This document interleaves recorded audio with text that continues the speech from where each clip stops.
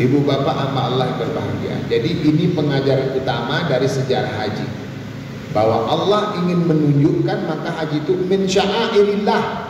Dia sedang ingin menunjukkan siar agamanya itu, dia ingin menunjukkan dia memang berkuasa, perkasa lagi, bisa berbuat apa saja.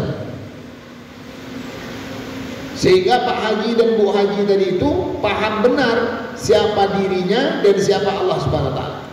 Yang kedua, bahasa Allah tadi, ya'tuka rijala wa ala kulli dhamir. Orang-orang datang berjalan kaki, menunggangi unta yang kurus. Mengapa Allah menggunakan bahasa orang datang berjalan kaki?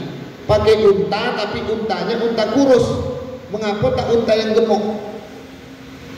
Ini dalam pelajaran usul fikih namanya Allah menggunakan kalimat dalam bentuk mafhum aulawiyah. Allah menggunakan dari bahasa yang sederhana apatah lagi yang besar. Jadi bila orang berjalan kaki saja bisa sampai, apalagi menggunakan kendaraan yang hebat. Mengapa Allah ini banyak kali melibatkan Nabi Ibrahim? Bismillahirrahmanirrahim. Ibu bapak yang dirahmati Allah, kajian kita malam hari ini dengan tema besar hikmatut tasyrik. Jadi setiap Allah memerintahkan kita tentang sesuatu, melarang kita dari mengerjakan sesuatu. Keadaan dunia hari ini, Allah menciptakan langit bumi, bagaimana bentuk kita, di mana kita lahir, siapa ayah emak kita, semuanya itu memiliki hikmah-hikmah terbaik. Apa itu hikmah? Hikmah secara sederhana dapat diambil pengajaran terbaik. Orang selalu berkata semua ada hikmahnya. Jadi hikmah itu ya pengajaran terbaik. Kadang hikmah itu kita tak dapat menangkapnya waktu itu, boleh jadi setelahnya. Tapi yang pasti setiap apa yang telah Allah takdirkan itu memiliki nilai-nilai kebaikan. Tidak ada yang tidak baik. Allah mengatakan, wa mallahu yuridu dzulman lil alamin. Allah itu sesekali tidak pernah menganiaya hamba-hambanya. Sebab itulah mengapa di kalangan masyarakat Melayu itu selalu beruntung, tak pernah rugi. Hilang duitnya 100.000, katanya untung hilang 100. Dompet-dompet itu hilang, kata dia, untung duit aja hilang, awak alhamdulillah selamat. Untung juga ya. Kemudian dia itu betul yang tak selamat, meninggal, mati.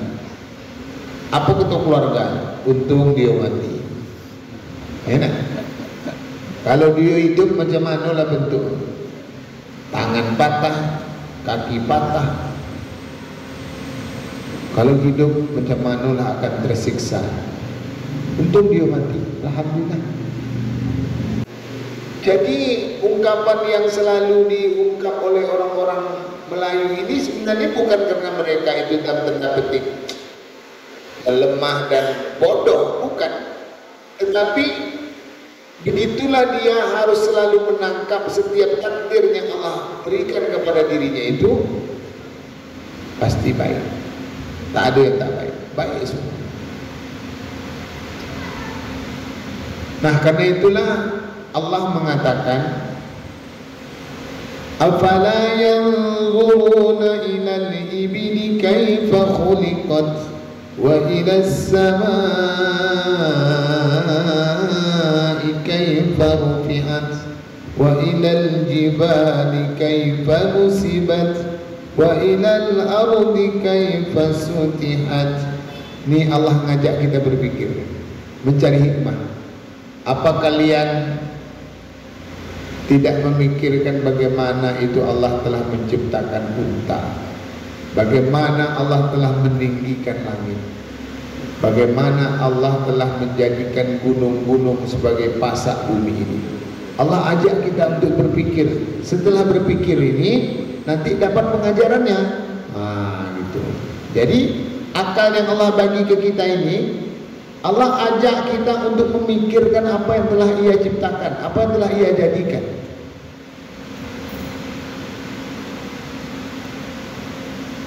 Kata Allah, cobalah kalian pikir bagaimana Allah menciptakan unta. Mengapa unta ini disuruh Allah kita pikirkan? Ternyata unta ini makhluk Tuhan yang bisa tidak minum sampai 3 bulan. Kita tak minum sehari, melepuh mulut kita ya. Dehidrasi, rusak ginjal kita. Tetapi Allah menciptakan unta tadi bisa tidak minum sampai 3 bulan. Yang harus kita saluti itu bukan untanya. Makanya kata Allah, apa kalian nggak menengok, nggak kalian pikirkan bagaimana unta diciptakan? Allah itu ngajak kita memikirkan si pencipta unta, bukan unta itu yang harus kita kagumi. Mantap kali unta, bukan unta itu yang hebat, yang menciptakan unta itu. Bagaimana langit aku tinggikan, kata Allah. Ada masjid besar, tak ada tiang di tengahnya. Kalau di dindingnya ini ada tiang, tapi di tengah-tengahnya itu tak ada tiang. Orang-orang kagum, mantap kali masjid. Siapa arsiteknya?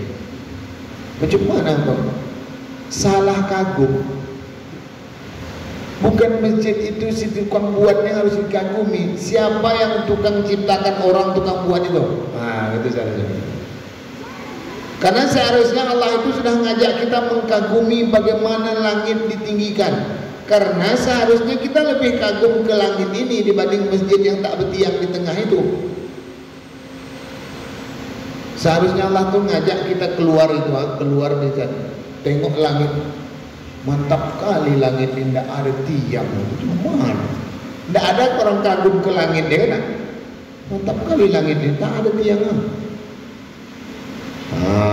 Kata Allah, jangan ke langit ini kalian kagum. Allah yang menciptakan. Amin.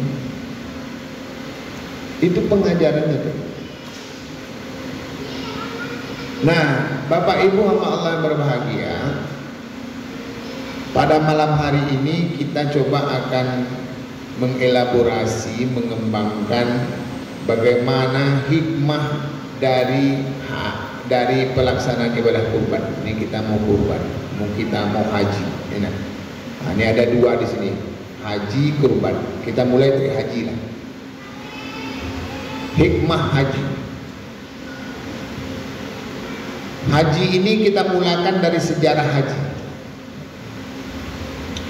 Haji ini perintah Allah pertamanya kepada Nabi Ibrahim, sama dengan kurban.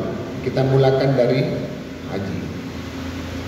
Ketika Allah ingin memerintahkan, mewajibkan pelaksanaan ibadah haji ini, Allah memanggil Nabi Ibrahim. Kata Allah ke Ibrahim, kata Allah. Ibrahim maksudnya panggil him. Wa adzim fin nasi bil hajj. Engkau panggil manusia-manusia itu untuk melaksanakan ibadah haji. Wa adzim itu satu akar kata dengan adzan. Adzan itu kan memanggil, yang tukang panggil namanya muadzin.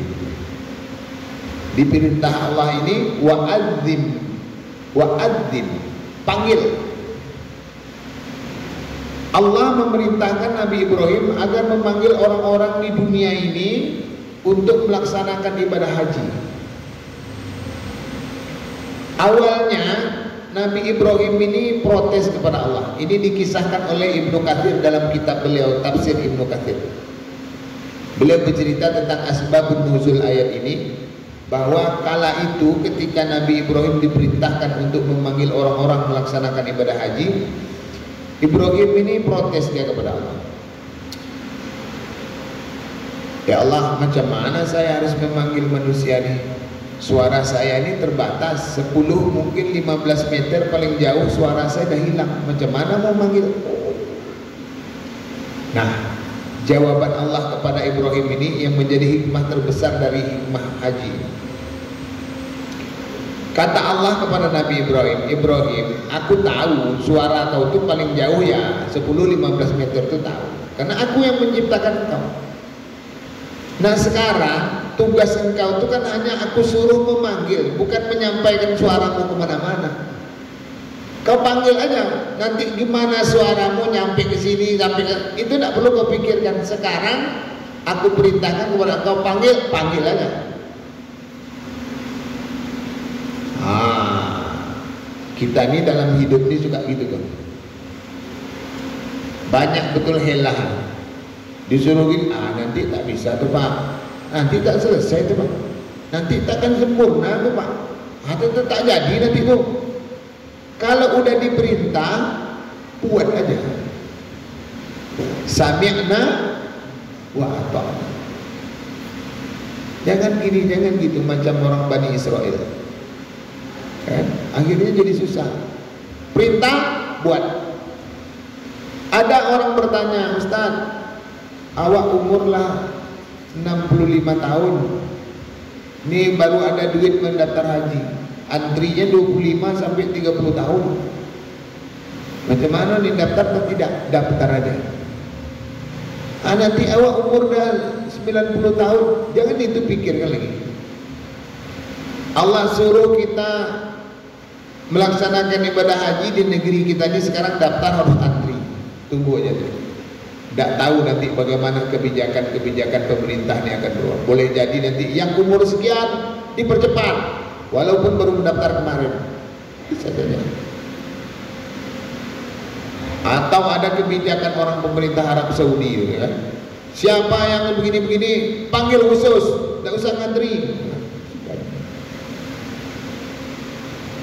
Karena itu kalau udah diperintah, jangan banyak alasan. Ngapo tak ke masjid Pak? Ngapo tak sholat Pak? Awak sholat payah musuk, belum musuk lagi, kadang sholat cuma. Tidak usah ditunggu khusuk dulu baru sholat. Sholat dulu, lama-lama dia nanti khusuk. Karena khusuk ini bukan berarti kita tidak ingat apa-apa. Makanya Nabi itu memerintahkan kepada kita, kalau sedang sholat kita boleh membunuh dua hal. Uqtulu aswadain, bunuh dua hal yang hitam, kalajengking sama ular. Jadi kalau ada ular, ada kalajengking, itu sedang sholat, kita mampu membunuhnya, bunuh. Nanti tidak usuk Pak. Justru kalau tidak dibunuh itu tambah tak usuk. Sebab nanti kita tercari-cari, kita kan tidak bunuh. Mana ayo, kan tambah bunuh, mati, usuk. Kalau mampu, tapi kalau tak mampu saya bunuh. Ya kan? Gitu caranya itu. Berarti kan sadar, tahu ular lewat. Gitu. Nah, Bapak Ibu hamba Allah yang berbahagia, kita memang kadang tak khusuk. Ini kita kajian sesudah maghrib. Kalau Ustadz belum datang sholat maghrib ini, itu ketua bidang dakwah atau pengurus masjid itu tak khusuk sholat. Dalam sholat Allahu Akbar. Mana Ustadz agak tak nampak tadi? Padahal tadi dah diingatkan. Jangan lupa dengan ada sholat tadi. Ya memang begitu, kita memikirkan orang ramai. Makanya pengurus itu kalau dia dah selesai sholat, salam, Ustadz belum datang tadi lagi, maka salam itu gini Bu, Assalamualaikum warahmatullahi wabarakatuh. Ustadz langsung mutar ke belakang, Assalamualaikum warahmatullahi wabarakatuh. Dah ada orang. Berarti kan terpikir-pikir tadi kan. Kata Allah tidak apa-apa. Makanya begitu kita selesai sholat, disuruh kita istighfar. Astagfirullah, ya Allah, tadi saya tidak konsen gara-gara Ustadz mendatang. Astagfirullah, tadi teringat istri, teringat suami, teringat anak, teringat utang, macam-macam teringat. Jadi kalau sudah disuruh Allah, buat aja. Karena memang kesempurnaan itu tidak ada. Tidak ada yang sempurna. Kata pepatah orang kampung-kampung kita, segemuk-gemuk ikan ada tulang, sekurus-kurus ikan ada daging. Ya begitulah. Ini pepatah orang tua-tua kita. Jadi kesempurnaan tak ada. Tapi Allah suruh kita buat. I'malu fasayarallahu 'amalakum wa rasuluhu wal mu'minun wa saturadduna ila 'alimil ghaibi wasyahadah. Kalian buat, kata Allah. Nanti apa yang kalian buat itu akan dipersaksikan oleh Allah, dipersaksikan oleh para malaikat, para rasul, orang-orang yang beriman, apa yang telah kita buat. Karena itu yang Allah nilai dari kerjaan kita itu bukan hasilnya, tetapi prosesnya.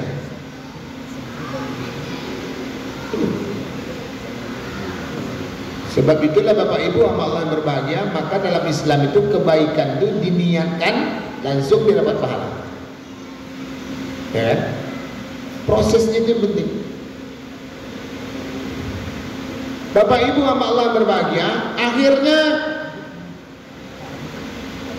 Nabi Ibrahim pun naiklah ke Bukit Sofa, atau dalam riwayat yang lain dia naik ke Jabal Abu Qubais.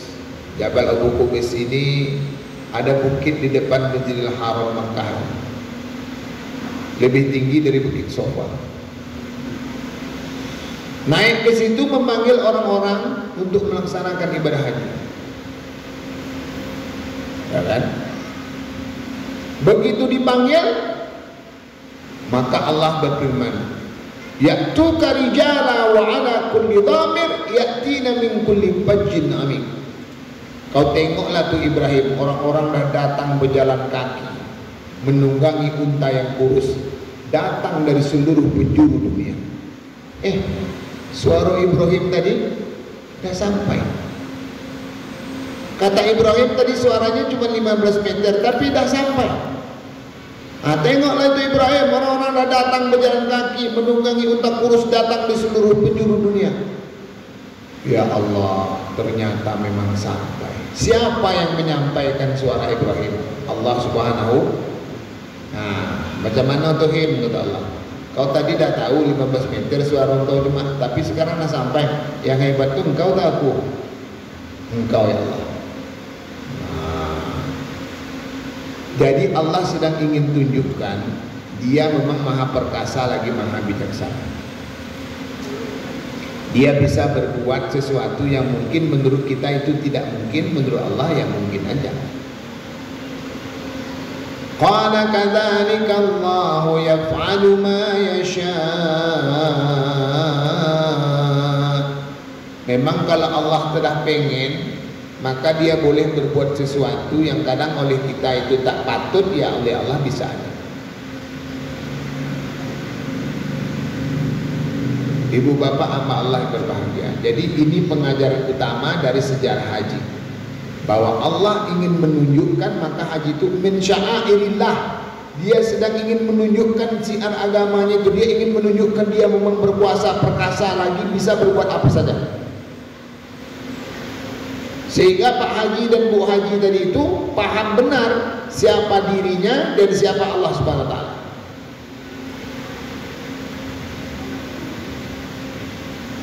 Itu yang pertama.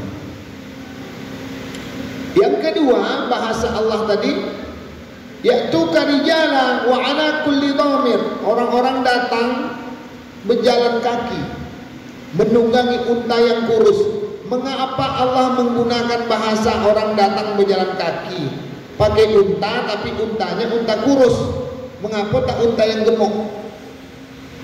Ini dalam pelajaran usul fikih namanya Allah menggunakan kalimat dalam bentuk mafhum aulawiyah. Allah menggunakan dari bahasa yang sederhana, apatah lagi yang besar. Jadi bila orang berjalan kaki saja bisa sampai, apalagi menggunakan kendaraan yang hebat. Allah banyak menggunakan bahasa-bahasa seperti ini. Misalnya Allah katakan begini, Wala ta'kulu amwalal yatama zulma. Kalian jangan makan harta anak yatim. Ini para wali yatim ini Allah ingatkan, jangan dia memakan harta anak yatim dengan jalan yang aniaya. Lalu adalah wali yatim ini dijualnya tanah anak yatim.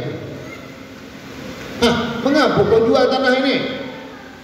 Kan tak ada larangan Allah Ta'ala. Yang dilarang Allah makannya. Awak tak ada makan, awak jual lagi. Nah, bahasanya jangankan dijual, dimakan saja tak. Kalau makan berapa piring lah bisa buat. Kalau jual habis saja dong. Gitu. Fala taqul lahuma uff. Jangan kalian ucapkan ke ayah mak kalian itu perkataan uff. Mungkin mendebatnya. Jangan kalian debat cakap mak kalian do. Karena yang mengajar kalian bercakap dulu adalah mak kita itu.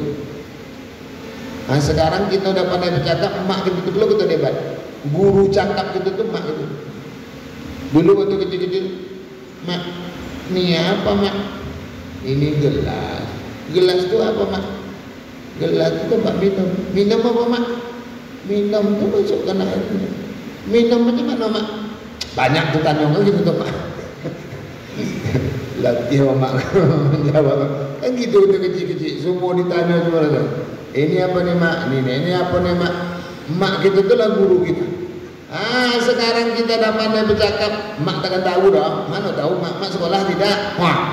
Ini bahaya. Jangankan mendebatnya seperti itu, mengucapkan kata tak boleh. Lalu adalah orang-orang menuntut maknya ke pengadilan. Kita tengok di berita-berita ada seorang anak menuntut mak, menuntut ayahnya di pengadilan. Mengapa kau tuntut mak kau ke pengadilan? Kan tak ada larangan pak. Yang ada larangan itu mengucapkan jangankan nak menuntut di pengadilan, mengucapkan mengibohkan hatinya tak boleh. Apalagi sampai mempermalukan dia di pengadilan itu tak boleh. Kemarin sempat juga ini.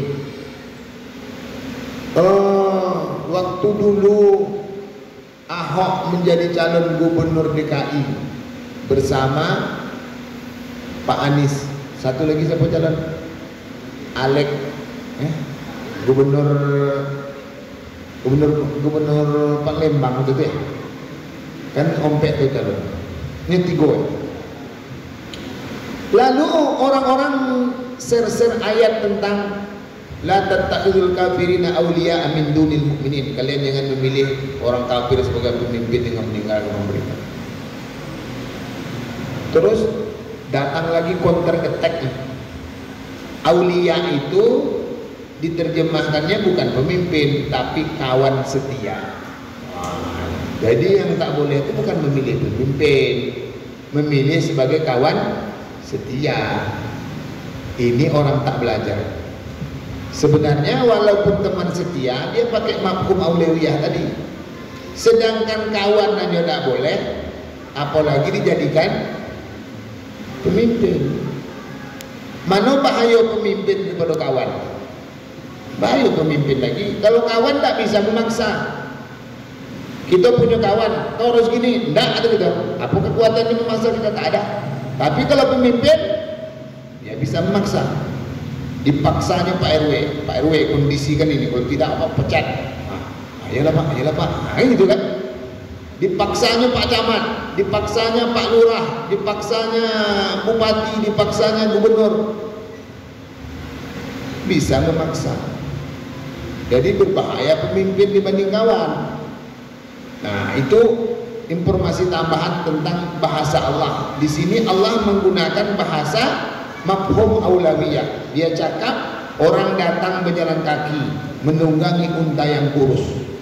Maksudnya orang pergi haji ini mulai dari orang yang mungkin tak memiliki harta sama sekali sampai kepada orang yang kaya akan nyampe ke tanah suci. Karena itulah dengar kita berita-berita bahwa ada pemulung naik haji, ada lagi tukang kebun naik haji, ada lagi tukang Tukang bubur nih Haji, nak ada sinetronnya nak. Tukang bubur nih Haji. Mengapa ini diceritakan? Karena orang-orang seolah-olah masa iyonya nih Haji. Ini dah dicakap oleh Allah. Dari awal Allah dah katakan orang yang tak berpenghasilan atau apapun bisa berangkat. Ada cara. Kemarin tuh tukang becak diceritakan, tidak salah di Jogja. Bapak ini kerjanya tukang becak, naik haji, diwawancara oleh salah satu wartawan televisi swasta di Indonesia. Ternyata bapak ini bisa naik haji, itu ceritanya gini. Bapak ini walaupun kerjanya tukang becak, tapi setiap hari Jumat becaknya itu free. Dia mengantar orang kemana aja, itu tempat yang baik. Kalau orang mau bayar, enggak, ini sedekah saya pada hari Jumat. Tidak usah Bapak bayar. Kan? Dia lakukan dah bertahun-tahun. Suatu waktu penumpangnya ini orang kaya. Dia nggak mau dibayar, jadi penumpangnya merasa terenyuh. Awaknya bang yang piti banyak, tidak ada model ikut sedekah awak, gitu kan? Terinspirasi oleh bapak. Ditanyanya, bapak apa keinginan bapak yang pengen kali lah bapak yang belum tercapai itu apa? Katanya naik haji. Sekarang bapak ikut saya daftarkan ke haji. Ikut. Nah, itu kalau Allah ada pengen tuh, ada aja jalan. Orang-orang berkata, kok bisa Pak tuh naik haji? Ya kalau Allah dah pengen, ya wa kadzalika Allahu yaf'alu ma yasha. Nah, gitu cara Allah. Nah, Bapak Ibu hamba Allah yang berbahagia, Allah lagi-lagi ingin tunjukkan bahwa kalau Dia pengen, tidak ada yang tidak mungkin. Yang kedua, Allah sebenarnya banyak buat contoh-contoh lain. Contoh gini. Orang-orang heran menengok Nabi Isa lahir tapi ayahnya tak ada. Dikatakan Maryam ini berzina, tak ada laki-laki yang ditemukan menzinai Maryam ini. Maryam ini orang baik, dia tak ada keluar-keluar. Awalnya orang menuduh dia berzina, tapi tak ditemukan. Oh, kalau macam itu berarti ini Maryam ini berarti mengandung anak Tuhan nih. Gitu kan? Maka adalah istilah Tuhan Bapa, Tuhan Ibu, Tuhan Anak, ya kan?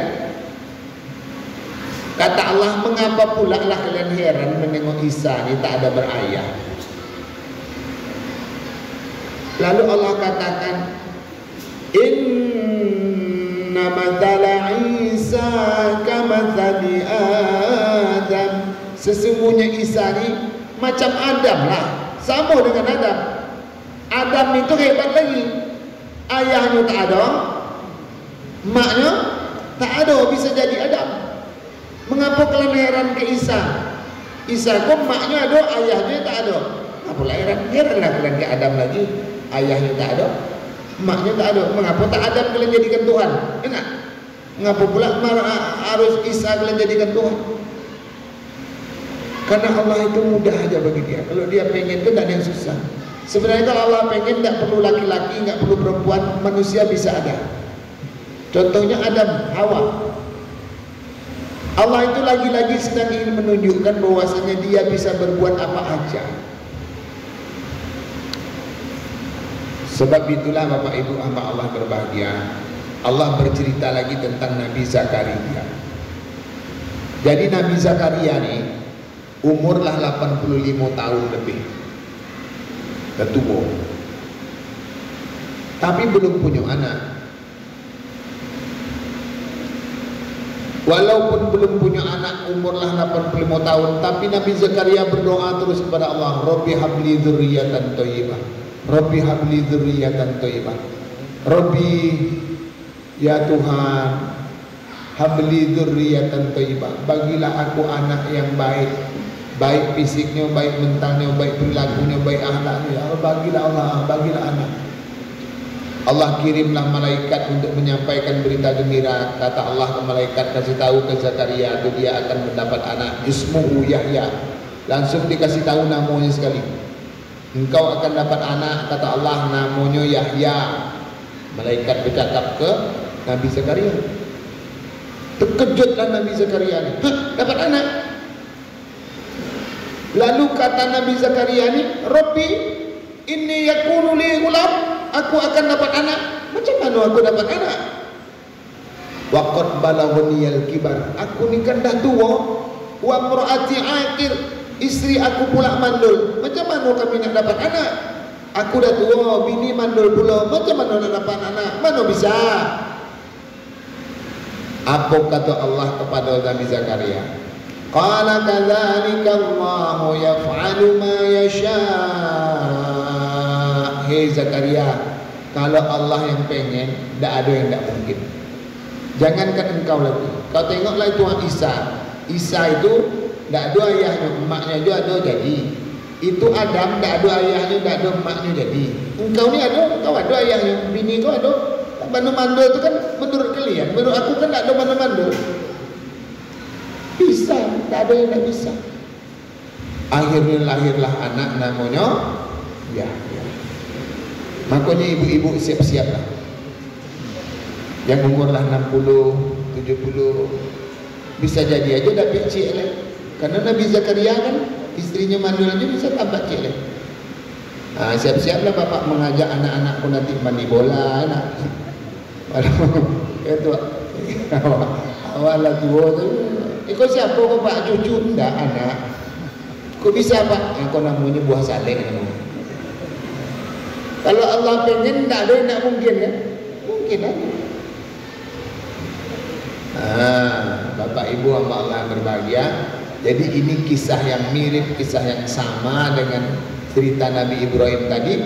Allah sedang ingin menunjukkan bahwa Dia maha perkasa, maha kuasa.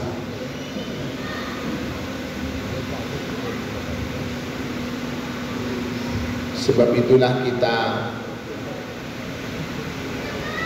dengan Allah inilah tempat kita memohon dan meminta.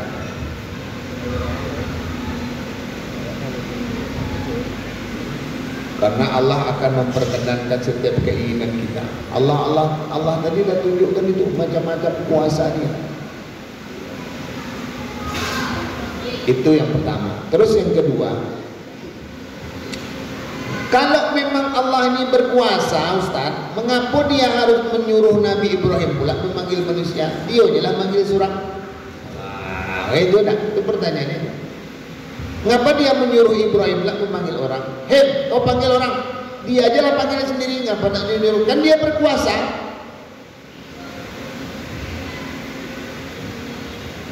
Jadi Bapak Ibu, kita kalau tidak terlibat tentang sesuatu, kita tak paham. Makanya Allah ingin melibatkan manusia. Dalam hal itu Ibrahim. Dalam kasus ini yang dilibatkannya Ibrahim. Secara umum maksudnya Allah ingin melibatkan kita manusia, diwakili oleh Nabi Ibrahim. Soalnya kalau kita tidak terlibat tentang suatu peristiwa itu, kita merasa tidak bagian dari cerita itu, jadi nggak peduli kita. Ketika kita masuk dalam cerita itu, kita seolah-olah jadi tokohnya di dalam, terasa oleh kita. Ya, saya jadi saksi, saya yang merasakan. Makanya para pejuang negeri ini dulu merasakan betul betapa susahnya hidup dijajah itu. Dia begitu sangat menghargai rasa kemerdekaan ini. Kita yang tak pernah perang, santai aja. Kan beda tuh. Mencintai kampung kita ini beda nih. Datuk-datuk nenek kita dulu yang ikut berperang dengan kita yang tak pernah angkat senjata. Itu beda. Rasa kepemilikannya itu beda. Kita belikanlah sepeda motor untuk anak kita, atau kita belikan mobil untuk anak kita. Kadanglah sebulan tak dicucinya. Dia dah hijau beli dah. Benar. Tapi kita yang membeli barang itu, rasa memiliki. Apa seketik di lampu korong dia. Ya gitu. Karena rasa kepemilikan, karena kita yang terlibat di dalam. Nah, Allah sekarang ingin melibatkan kita. Dalam hal ini tadi Ibrahim. Sehingga kita merasa benar bahwa Allah itu betul-betul maha kuasa lagi maha perkasa. Itu makna. Ya kan? Kalau kita di sekolah sama dengan gini. Guru bertanya ke murid, coba kau sebutkan 2 tambah 2 berapa? Kata guru. Kalau Bapak tahu ngapa tanya awak? Nah, kena gitu kan. Guru ini kan ingin melibatkan murid agar betul-betul dia tahu, merasakan. Itu beda orang. Beda. Jangan pula guru, Pak tak tahu ya. Bukan tak tahu. Ini teknik berkomunikasi. Jadi bagaimana Allah berkomunikasi dengan kita manusia ini, satu diantaranya Allah melibatkan kita. Kayak tadilah, Qul ara'aitum. Cobalah kalian tengok, cobalah kalian pikir.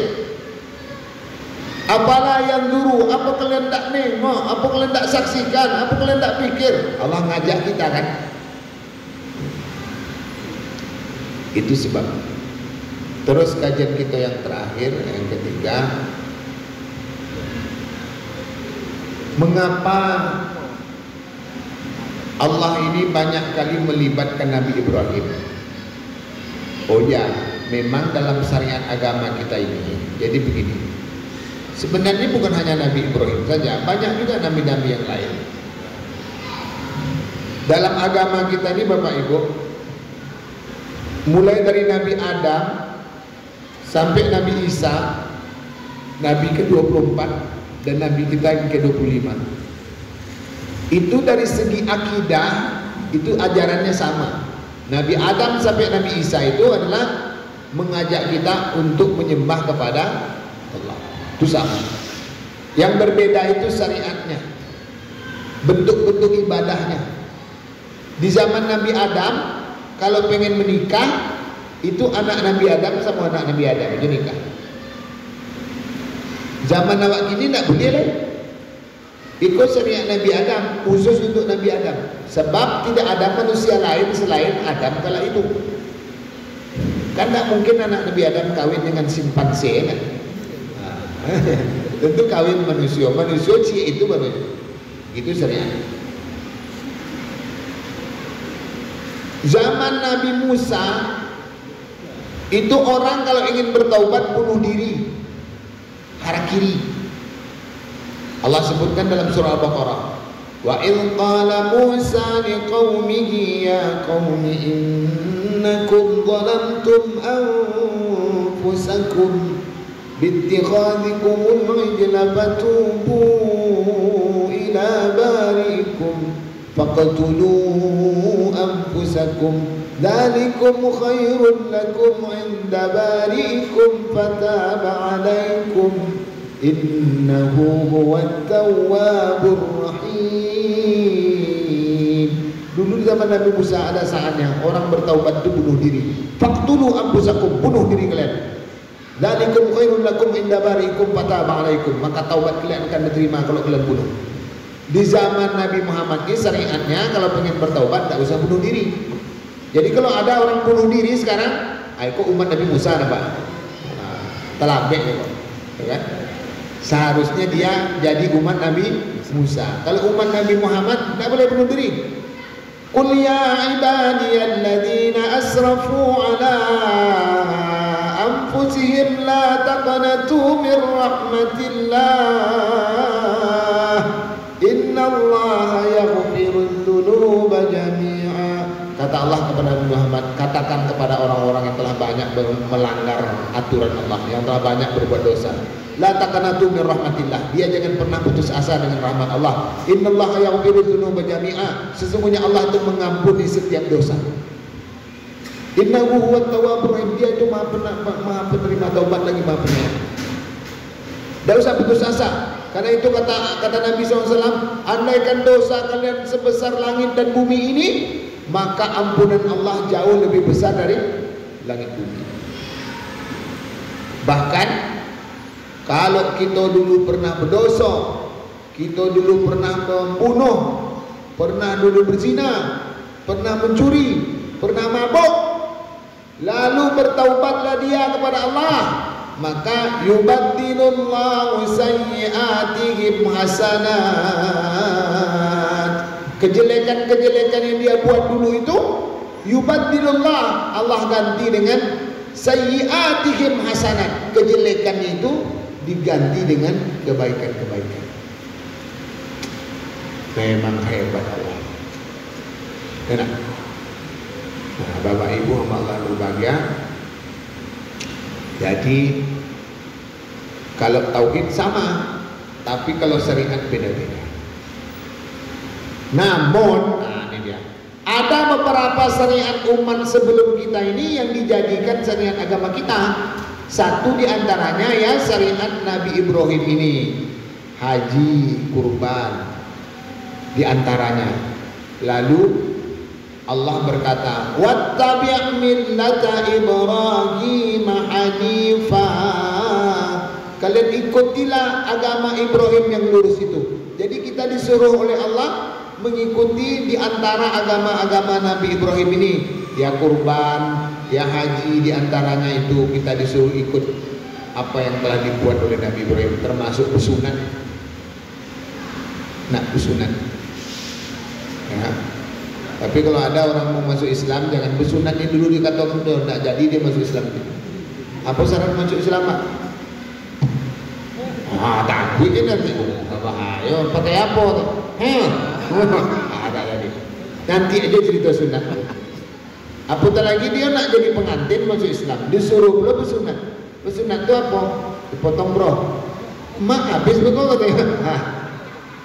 Wah itulah ratu satu-satunya, tidak ada yang lain. Nah Bapak Ibu nanti itu ceritanya, ya kan? Nah Bapak Ibu yang rahmati Allah, sebab itulah kata Nabi Muhammad SAW, kita dengan Nabi Ibrahim ini punya hubungan yang sangat dekat. Nanti boleh jadi malaikat bertanya ke kita di kubur. Katanya apa? Man abuka? Siapa ayah? Ditanyai semua. Jangan sebut ayah awak. Ayah awak namanya Sumanto. Man abuka? Sumanto. Siapa Sumanto itu?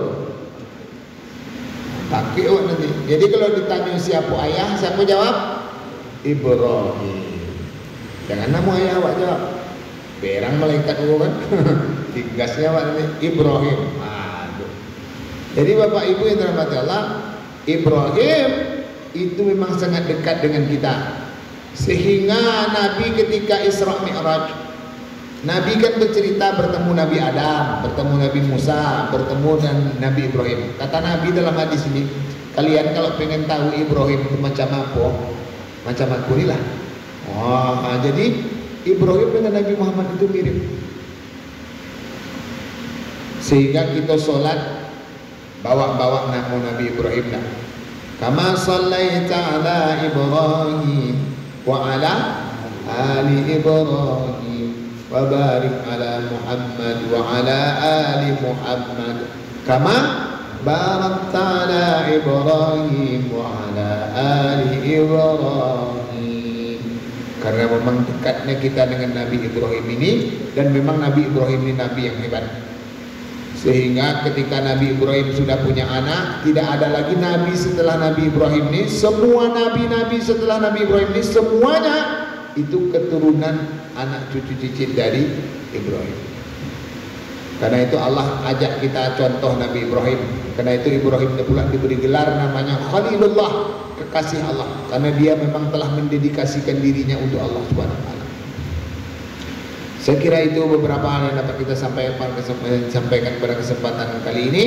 Kesimpulan akhirnya adalah bahwa di antara hikmah pelaksanaan ibadah kurban secara sejarah adalah Allah sedang ingin menunjukkan bahwa ibadah haji, bahwa Allah sedang ingin menunjukkan bahwasanya dia boleh berbuat sekehendak hatinya, karena dia memang maha kuasa, maha perkasa, lagi menentukan segala sesuatu. La ta'khudhuhu sinatu wala naum. Dia itu hayyul qayyum, maha hidup lagi berdiri sendiri. Tidak ada yang bisa mengintervensi Allah Subhanahu wa taala. Karena itu kita layak untuk mentuhankan Allah, karena Allah memang bisa berbuat apa-apa yang Ia kehendaki. Sebelum waktu lonceng alarm berbunyi, mungkin ada yang nak ditanya-tanya.